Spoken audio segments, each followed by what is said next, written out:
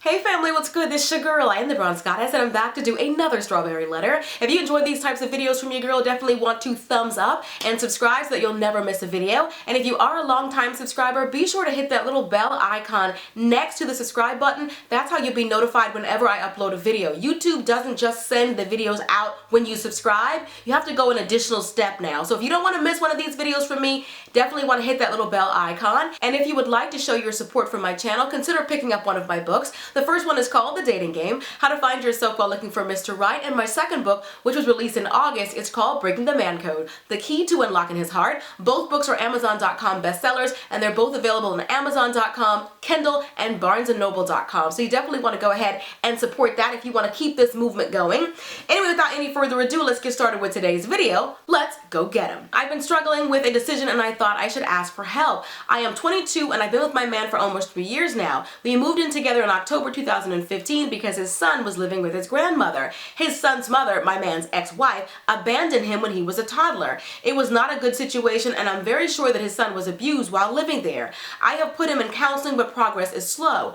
So we decided to move in together so that I could help him with his son. While our relationship seemed happy enough, we fought often and these fights only increased and intensified when we moved in together. At first we had screaming matches, but eventually I gave up defending myself and fights just evolved into him screaming and belittling me until I cried and apologized. I won't get into too much of that, but it was bad. I was miserable and struggling, but I couldn't go to him. I had no one because he insisted I cut off any friends that he deemed as fake. When we fought, he blamed everything on me. I tried to leave once in June 2016. I had my bags packed, but he played the son card on me.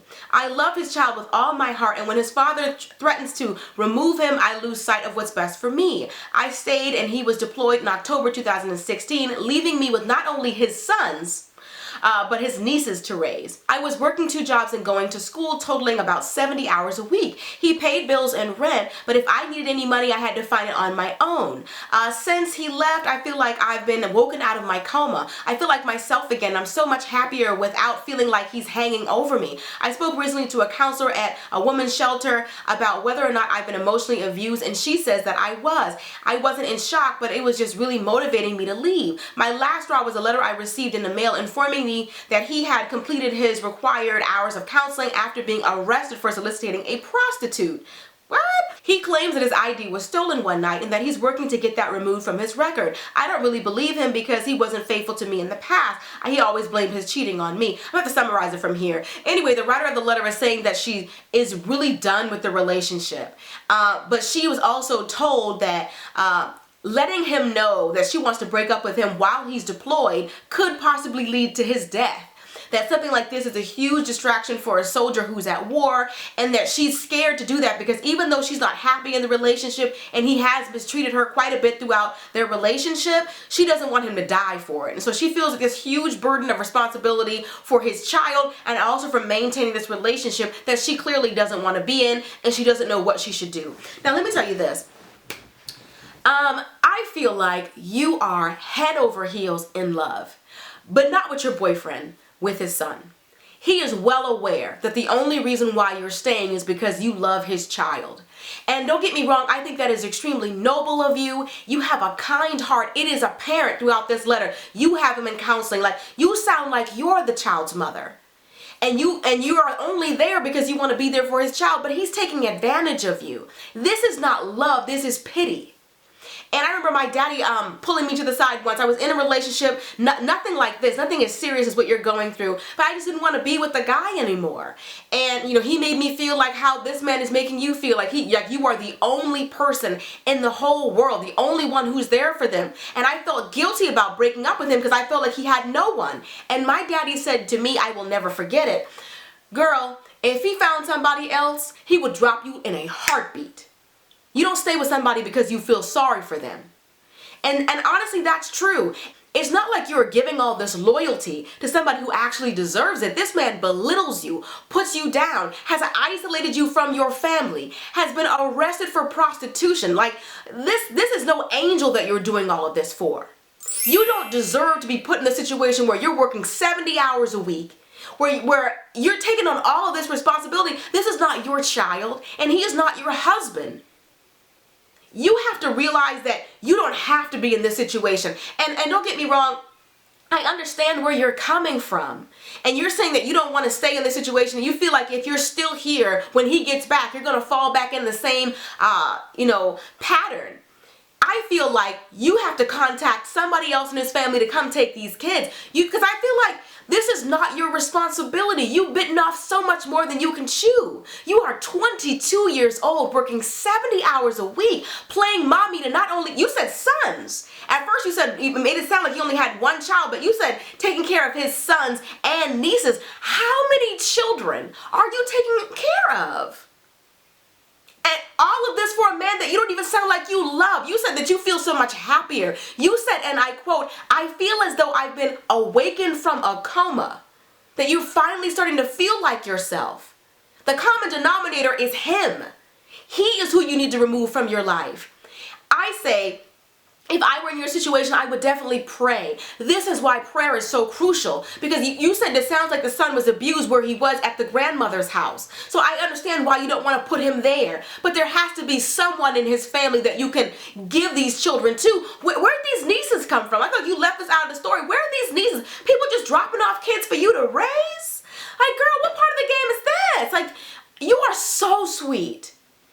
And they have taken advantage and they have manipulated you. And I feel like all of the things that he's doing is setting you up to be abused. It's emotional abuse, absolutely. But I feel like physical abuse is next. He already has you apologizing when he's done something wrong. Every time you fight, you don't even defend yourself anymore.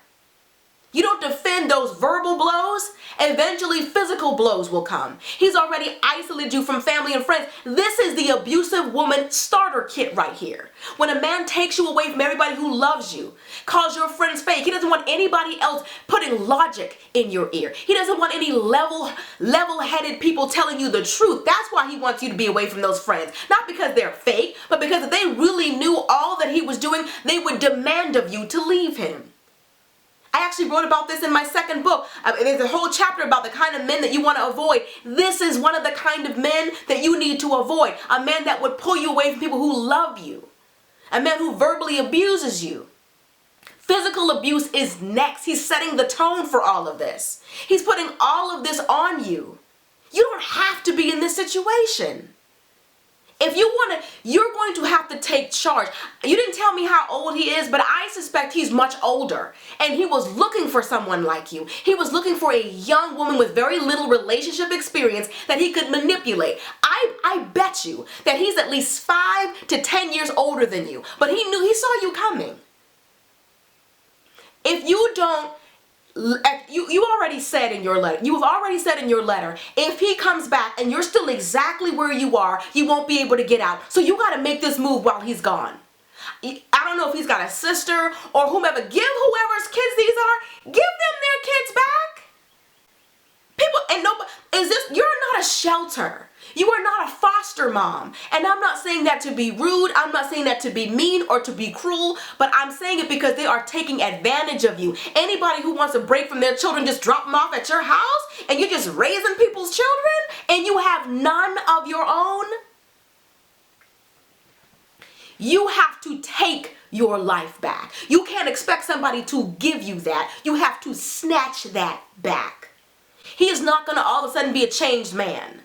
You have to make this move while he's gone. You have to take this opportunity to make your move, plan your escape, and execute it. Don't let him come back and think that nothing has changed. I feel like everybody is guilt tripping you in order to manipulate you. Oh, you can't leave him while he's at war because this is dangerous and all of this, and we gotta leave these kids with you. And like everybody is just manipulating you. Let me be crystal clear here. You don't owe this man anything. He is not your husband, and even if he was treating you this way, you still don't owe him anything. You don't owe it to anyone to let your home be a haven for unwanted children. That is not fair to you, and it's not fair to those kids. If he was any type of decent man, even if you broke up, he would still let you be a part of the child's life in some way. But just because you love the child doesn't mean you have to stay with him. You pray about the situation. God, give me the right way. Tell me who to contact. Show me who in his family would be willing to do this. But don't continue to stay in this situation as if you have no choice. All of this is a result of their decisions. Why are you paying for somebody else's sins is what I want to know. I'm saying this and I want it to be harsh because he has taken the time to isolate you from people who care. But lucky enough, I'm here on YouTube. And just because I don't know you doesn't mean I don't care. Save yourself. Run. Pray for those children. Ask God to give you the right steps. Ask God to give you the right people to contact and get those children where they need to be, where they can be loved and cherished and well taken care of. But you don't have to be their mom. You did not sign up to be a foster mom for unwanted children. You don't have to be in this situation. You want to be free, then free yourself. It's like you're in a jail cell, but the door's open. You don't have to sit here. You can get up and walk out. I hope that you take this, and I'm passionate about it because I get it. You seem like a sweetheart. I wish I could just hug you. You have such a heart, and people like you don't deserve to be treated like this. But when a vulture sees a weakness in someone, they prey on it. And it's so sad that they took advantage of a kind heart. And instead of rewarding that kindness and reciprocating that kindness, they rather take advantage of it and abuse that kindness. You are too good of a person for a man like that. You are too good of an individual for a situation like this. Free yourself. While he's gone, you need to reconnect with everyone, with your family, with your friends, with your support system. And I say you should tell them what he has done, how he has treated you, so that they can help to hold you accountable. That's why he didn't want you to talk to those people, because they would tell you to leave. He knows he's treating you poorly. I say connect, tell people. They'll help keep you accountable. They won't let you go back. Even if you feel sorry for him, pity is not a reason to be with someone. Only love is.